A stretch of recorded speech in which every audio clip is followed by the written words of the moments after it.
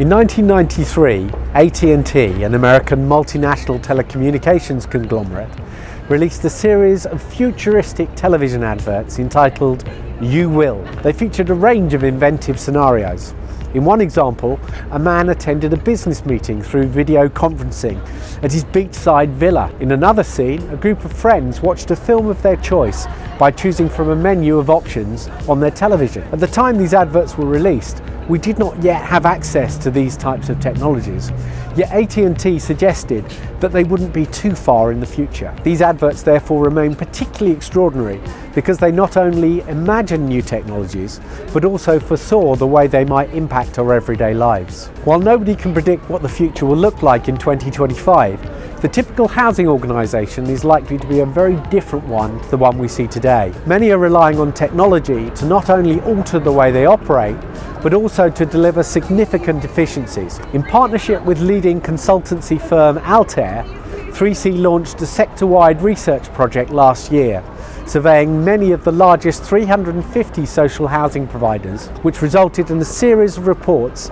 entitled Future Gazing, Future Shaping, to address three main questions. One, what do people see as the vision for how housing providers will operate in 2025? Two, how are organisations approaching this transformation? And three, what can be learnt from the activities of others, both in and outside the sector? These reports not only document current approaches, but also work to stimulate discussion and debate on the possibilities for the future. So what will the housing providers of 2025 do differently to those today? Well, here are just some of the predictions.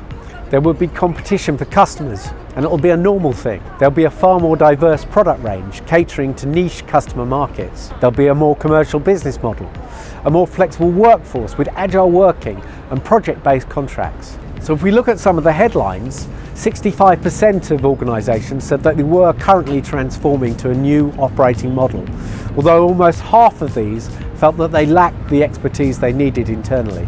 29% said they're planning to transform, so that's 1 in 3 that are intending to change but have yet to start.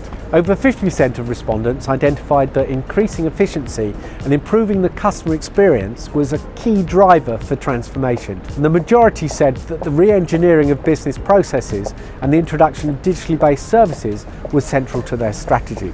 So what are organisations prioritising for digitisation? Over 85% are focusing their attention on the development of online customer self-service channels, along with new ways of working, such as flexible, mobile and home working. Interestingly, back-office processes were often seen as less of a priority, despite the significant potential for efficiencies to be achieved. Respondents widely recognised that it's important to look beyond housing in the search for innovation. When asked where they were drawing inspiration from, the areas that topped the list were retail and banking at 51% and 49% respectively. So what are innovative housing providers doing now? The four most popular were: 1, using customer data to provide insight and improve customer relations, so driving efficiency. 2, developing apps and online portals to encourage 24/7 online self-service. 3, the provision of tiered services to suit different customers. And 4, implementing innovative new models for operational service delivery. This is just a small sample of the intelligence you'll find in the reports, and I would highly recommend them to you. To download them, please check the news page on our website.